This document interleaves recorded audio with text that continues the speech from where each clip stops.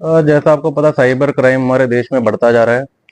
और Indian cyber crime coordination centre एक nodal agency है जो बताती है कि वर्ष 2022 में करीब 9.5 लाख साइबर क्राइम इंसिडेंट्स हुए थे और 2023 में बढ़ के 15.5 लाख इंसिडेंट्स हो गए थे।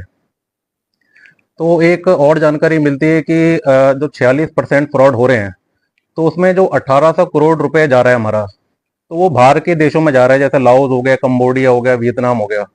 तो इससे ये हमें जानकारी मिलती है कि इनको रिकवर करना बहुत ही मुश्किल और कठिन काम है। तो ज़्यादा बेहतरीन जो हम काम कर सकते हैं वो अवेयरनेस है और अपने आप को सुरक्षित रख सकते हैं। तो मैं जैसे हांसी शहर में हूँ, तो मैं यहाँ पर भी देख रहा हूँ कि कई सारे लोग, जैसे बुजुर्ग व्यक्ति मेरे को मिला, साइबर थाने मिला, और उसने बताया करीब 1 करोड़ 20 लाख रुपए का उसके हाथ में फ्रॉड हुआ है और वो डिजिटल अरेस्ट का शिकार हुआ है। और हमारे जो माननीय प्रधानमंत्री जी भी हैं, उन्होंने भी मन की बात में ये बात कही थी कि जो डिजिटल अरेस्ट के केसेस आ रहे हैं उनके खिलाफ सख्त से सख्त कार्रवाई होनी चाहिए। मगर कार्रवाई से बेहतरीन ये रहेगा कि हम जागरूक करें, लोगों को अवेयर करें कि भाई हम इन घटनाओं को प्रिवेंट करें। सबसे जरूरी वो चीज़ है। तो जो अगर हम बात करें कि किस दर से साइबर क्राइम इंसिडेंट्स हर वर्ष बढ़ते जा रही है, तो उसके अंदर 4 प्रकार के मुख्य साइबर फ्रॉड्स हमारी जानकारी में आते हैं। सबसे पहला डिजिटल अरेस्ट है, जिसकी मैंने अभी बात करी। दूसरा टास्क फ्रॉड आता है, जिसमें किसी ग्रुप के अंदर हम किसी व्यक्ति को जोड़ लेते हैं और उनसे निरंतर कुछ ना कुछ यूट्यूब के वीडियो लाइक कराते हैं, कभी फेसबुक के वीडियो लाइक कराते हैं और उसको आश्वासन देते हैं कि भाई आपको बहुत अच्छी रकम इसमें मिलेगी। तो ऐसे करते करते वो बहुत राशि उसमें जमा कर देता है और उसके बाद पैसा उसका फंस जाता है।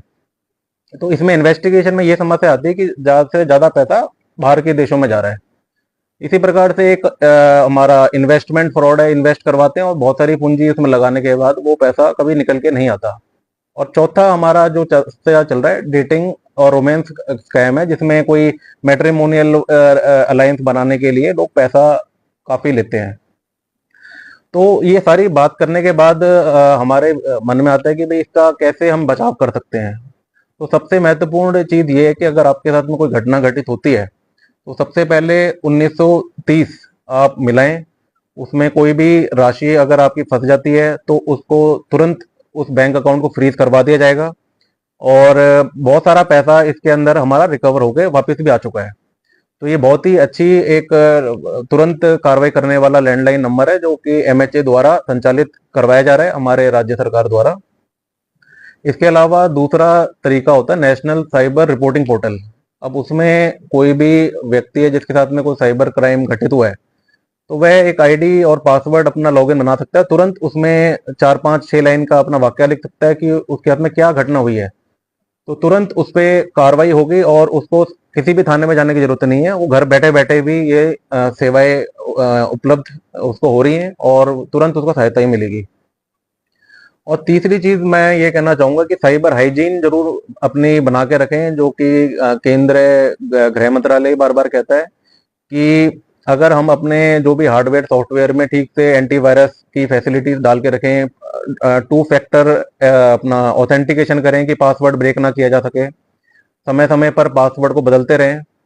और इसी प्रकार से हमारे कई बार मेल के और अन्य वेबसाइट के भी पासवर्ड होते हैं, तो उनके अंदर भी स्ट्रॉन्ग पासवर्ड रखें ताकि कोई ट्राई करके उसको एक्सेस ना कर सके। तो ये साइबर हाइजीन का भाग होता है, जिससे अगर हम ये तीनों चीजों को ठीक प्रकार से फॉलो करेंगे तो मुझे